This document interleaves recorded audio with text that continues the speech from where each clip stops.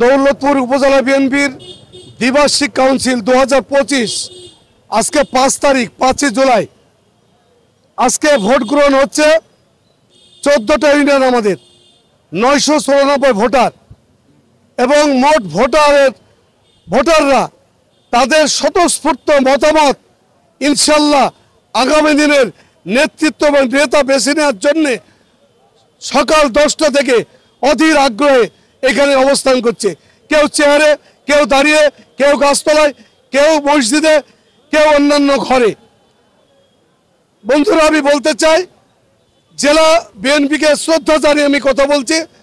বাংলাদেশ জাতীয় দল কুষ্টিয়া জেলা বিএনপির যে দুজন দায়িত্ব নিয়ে এসছেন, আমাদের বড় ভাই অন্যতম নেতা বিএনপির আহ্বায়ক জনাব কুতুবুদ্দিন সাহেব এবং ইঞ্জিনিয়ার জাকির হোসেন সদস্য সচিব, এদের নেতৃত্বে আজকে ভোট দেওয়া হচ্ছে এবং তারা কুষ্টিয়া থেকেই পুলিং এবং প্রিজাইডিং, এই পুলিশের আয়োজন, প্রশাসনের আয়োজন সব কিছু ওনারা করেছেন।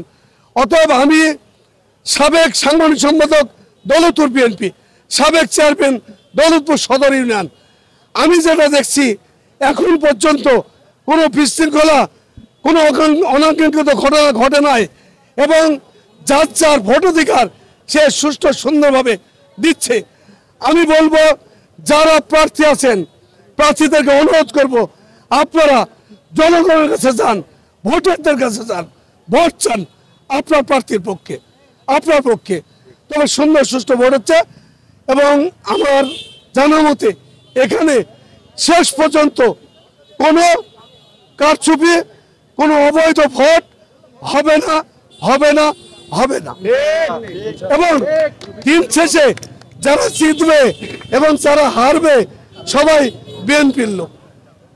আর দৌলতপুর উপজেলা বিএনপির একক অভিভাবক, বিএনপি পরিবারের অভিভাবক, হেমিলনের বক্সিবাদক, দৌলতপুর তথা কুষ্টিয়ার সিংহপুরুষ, আমার আপনার প্রিয় নেতা জনাব রেজা আহমেদ বাচ্চুমিলার নির্দেশ, এখানে কোনো গোলমাল, হইচই, কারচুপি হবে না।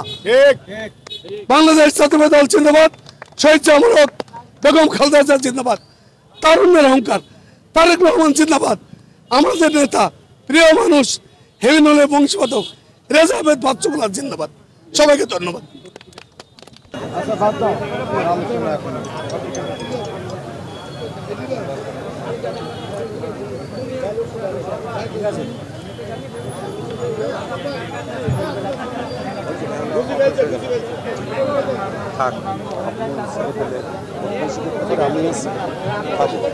কুষ্টিয়া পৌর বিএনপির একটা নির্বাচন নিয়ে সেখানে কারচুপি এবং পক্ষপাতিত্বের অভিযোগ ছিল জেলা বিএনপির প্রতি, কিন্তু জেলা বিএনপির অন্তর্গত এই নির্বাচনটা